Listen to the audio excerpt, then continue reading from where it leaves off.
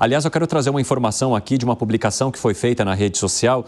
Depois de disparar quase 200 mísseis, balísticos contra o território de Israel, o líder supremo do Irã, o Ali Khamenei, ele publicou no X uma ilustração de um grande depósito subterrâneo de armas, alertando que a vitória vem de Alá e está próxima. Ou seja, dobrando a aposta, então, e continuando as ameaças contra Israel depois de toda a situação envolvendo a morte de líderes do Hezbollah e do Hamas nas últimas semanas e nos últimos meses, nesses contra-ataques que estão sendo feitos por Israel. Eu quero aproveitar aqui e agradecer a participação do Daniel Bialski nessa conversa conosco. Bialski, esse espaço está sempre aberto e espero que a gente possa trazer melhores notícias nas próximas semanas.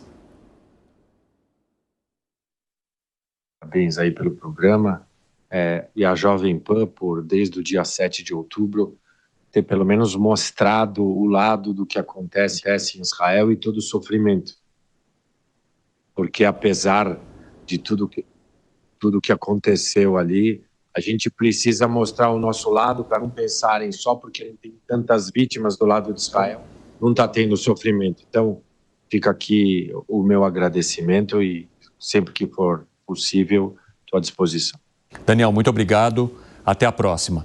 E olha, pessoal, eu quero conversar também com o Gustavo Segrel, o nosso comentarista, porque há pouco mencionávamos aqui um ataque que foi feito na Embaixada de Israel em Estocolmo, na Suécia, diante da situação e da escalada da tensão.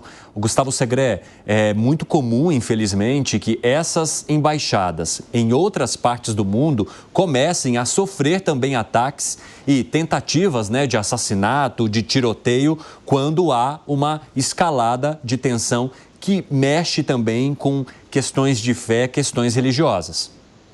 Absolutamente, Evandro. Inclusive, Argentina, na cidade de Buenos Aires, para ser específico, no dia 17 de março de 1992, teve um atentado de bomba contra a Embaixada de Israel em Buenos Aires, 29 pessoas falecidas, 242 pessoas feridas.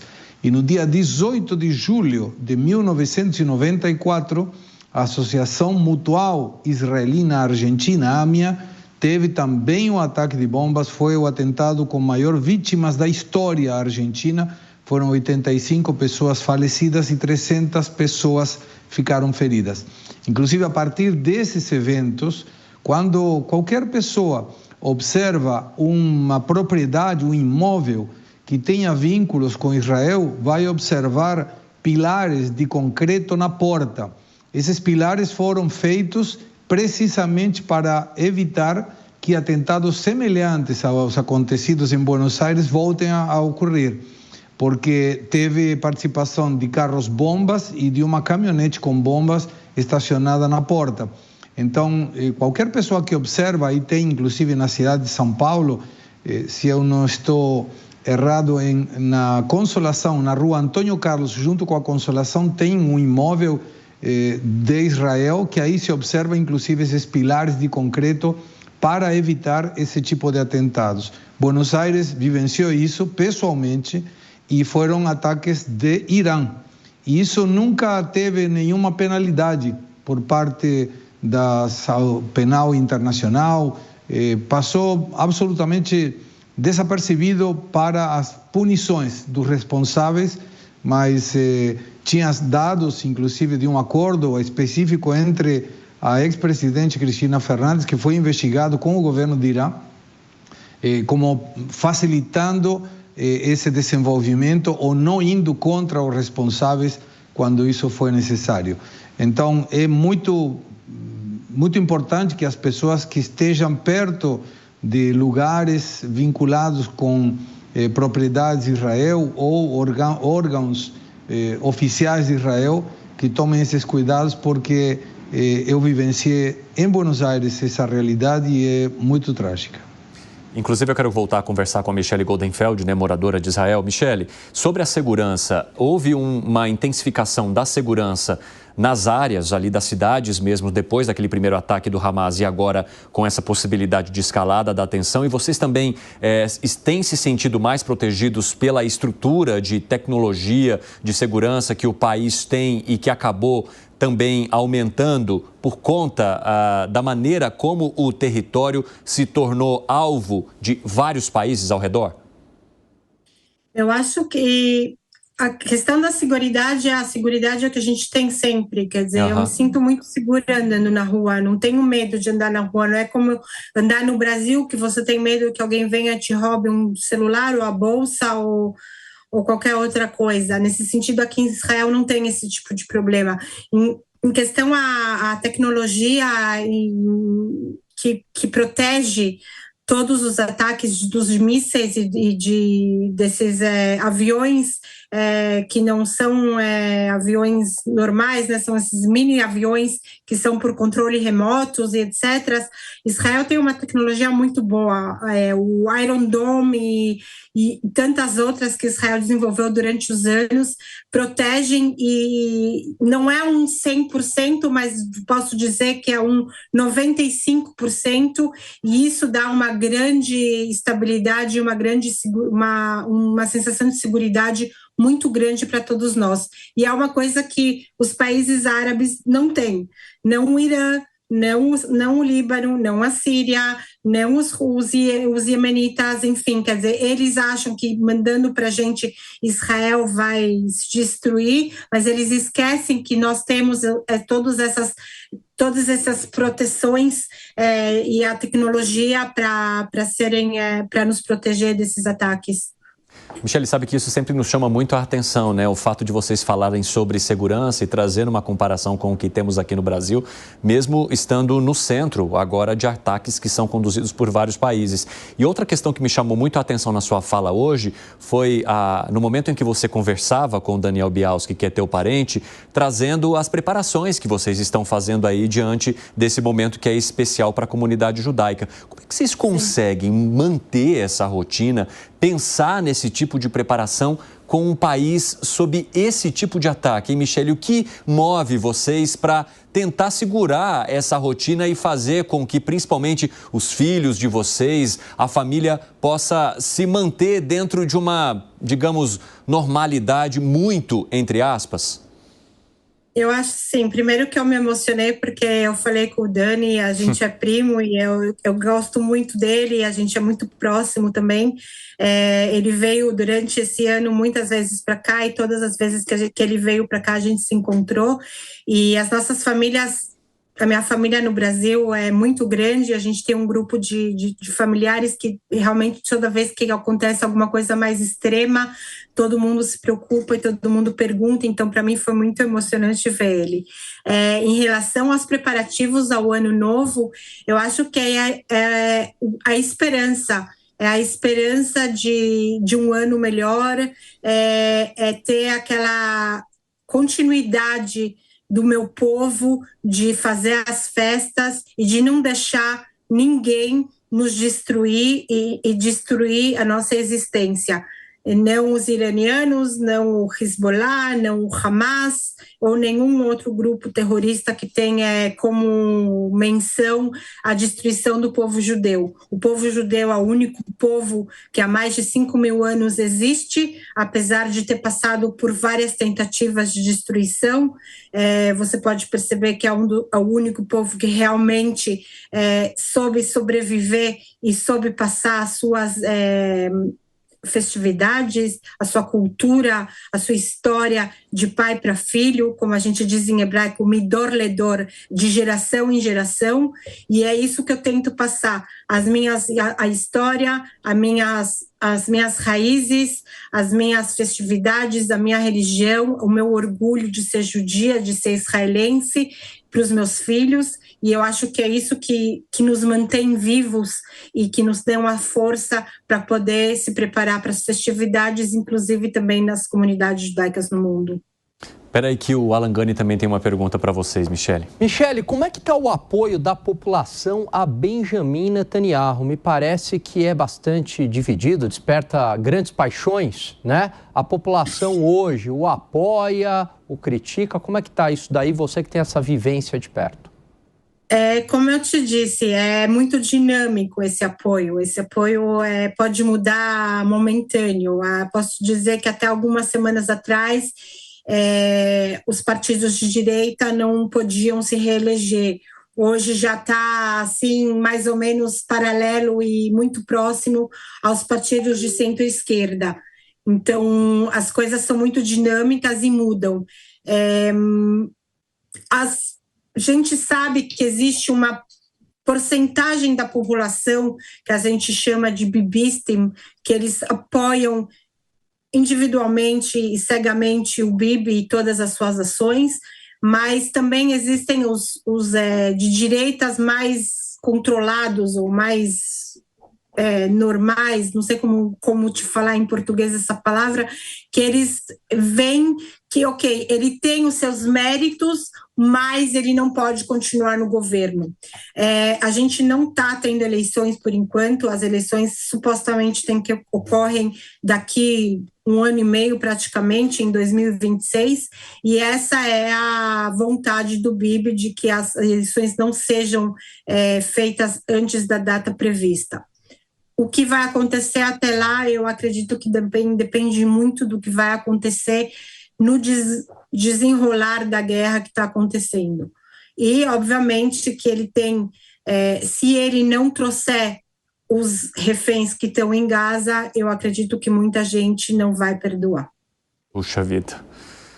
Inclusive, essa é a maior cobrança de toda a população, e com razão, porque a gente está falando de famílias que sequer sabem o que estaria acontecendo ou de que maneira que estão esses parentes que continuam nas mãos do grupo terrorista, né, Michele? Agora, sobre a manutenção da tradição de vocês nesse período, isso, de certa forma, vai limitar um pouco por conta da segurança, ou seja, as pessoas teriam, então, que fazer todas as suas manifestações em seus lares com as suas famílias, mas esse momento, ele acaba obrigando vocês de certa forma, se distanciarem fisicamente de outras partes da família que talvez se encontrariam e que agora, diante da possibilidade de ataques, diante da dificuldade de deslocamento, acabam se mantendo separados? Eu acho assim, primeiro que a minha família específica, todo mundo mora perto e não somos muitos, então acredito que todos amanhã estaremos juntos comemorando a entrada do Ano Novo. Fora disso, normalmente se tem a tradição de ir na sinagoga e rezar e escutar o toque do shofar. Eu acredito que as pessoas irão nas sinagogas, as rezas, por exemplo, em lugares ao ar livre, acredito que não vão acontecer, como, por exemplo, no Muro das Lamentações, e é preciso que nas sinagogas tenham um lugar em que, possivelmente, se houver algum ataque, as pessoas possam se esconder, e em lugares fechados pode existir aglomeração de até 300 pessoas, em lugares abertos, 30 pessoas. Eu acredito e eu quero acreditar que as pessoas irão festejar e irão nas sinagogas e não vão deixar esse momento de festividade da entrada do Ano Novo e as rezas para um ano melhor acontecerem por medo ou por falta de segurança. Eu, pessoalmente, posso dizer que eu estou programando ir na sinagoga que eu frequento aqui há muitos anos e espero, se Deus quiser, poder ir e não houverem maiores problemas. Fala, Piper. Michele, alguns meses atrás, nós entrevistamos aqui um militar do exército israelense, das Forças Armadas de Israel, dizendo que ele gostaria que não tivesse que ocorrer essa ação no Líbano, porque ele projetava à época, né, um conflito muito mais letal, muito mais sangrento do que é a ação em Gaza, porque o Hezbollah é um grupo muito mais forte que o Hamas. Você tem algum parente nas Forças Armadas ou alguém próximo, alguém que você conheça, que foi convocado para participar dessa ação no Líbano? Eu tenho o filho de um primo meu que mora em Carmiel, que eu sei que o filho dele está atuando no norte. Eu não sei se ele entrou ou não. Mas, infelizmente, por mais que não queríamos entrar, a gente chama da lama do Líbano, é preciso entrar nessa lama, e eu também rezei para que a gente pudesse tentar resolver aéreo o problema, mas infelizmente não existe essa possibilidade de resolver o problema só a nível aéreo, jogando bombas por aviões e não penetrando. Foram reveladas hoje, foi revelado pelo Exército que várias atividades durante o decorrer desse ano, atividades secretas foram efetuadas no norte e, como eu disse antes, mostraram o resultado dessas atividades. Eu quero acreditar que a entrada dessa vez no território libanês não vai ser uma coisa que vai durar muito tempo, seja uma coisa mais curta, que não dê lugar para mais uma guerra com o Líbano. Eu acredito que tem muitas pessoas no Líbano, pelo menos os libaneses que são cristãos e são os sunitas, não querem guerra, porque o Líbano não está numa situação boa, e eu quero acreditar que não vamos ter maiores incidentes no Líbano, como aconteceu no sul, em Gaza, com os nossos soldados. A rádio vai para um rápido intervalo. Michele, eu tenho só mais uma pergunta para você, antes de poder te liberar depois desse tempo todo que você permaneceu conosco aqui trazendo informações. Gustavo Segré, pode mandar aquela para arrematar. Michele, novamente, obrigado pelo teu tempo.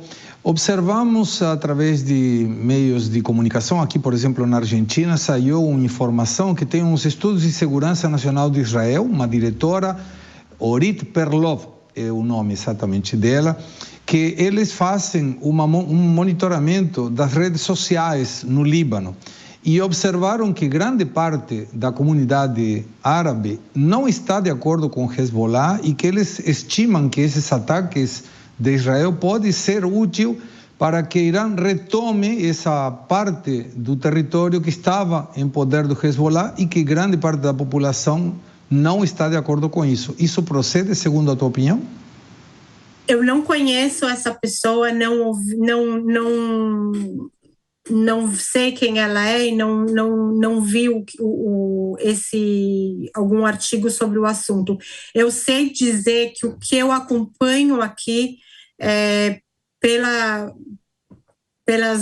pelos canais de notícias é que muitas pessoas no Líbano não estão de acordo com tudo que o Hezbollah fez nos últimos tempos. Ele começou atacando Israel no dia 8, logo em seguida do ataque do Hamas, e eles foram pegos também meio que com as calças curtas, porque o que o Hamas fez no sul, o Hezbollah queria fazer na parte da Galileia. Então, o Hamas meio que destruiu os planos do Hezbollah. E eles, o tempo inteiro, como que eles estavam naquele chove no molha de entrar na guerra. E depois de que Israel, nas últimas 2 semanas e meia, matou quase todos os chefões do Hezbollah, eu acredito que muitas pessoas querem trazer ao Líbano a possibilidade de que o Líbano retorne à mão dos libaneses e que não seja uma proxy do Irã e do Hezbollah. Michele Goldenfeld, muito obrigado por falar conosco durante todo esse tempo. Eu vou dizer mais uma vez, que é a minha esperança, que eu possa te receber numa próxima ocasião ou em breve para a gente falar de um momento de tranquilidade para vocês e não de preocupação e tensão. Muito obrigada, eu também espero. Como sempre eu te digo, fico à disposição quando vocês precisarem e obrigado por me darem a oportunidade de mais uma vez mostrarem o que realmente acontece aqui, a Jovem Pan, como o Dani disse, desde o começo, dando o palco para a gente poder mostrar o lado certo da história e a gente não esquece os nossos 101 reféns ainda na mão do Hamas. As portas são sempre abertas, Michele. Se protejam. Até breve. Muito obrigada. Tchau, boa noite.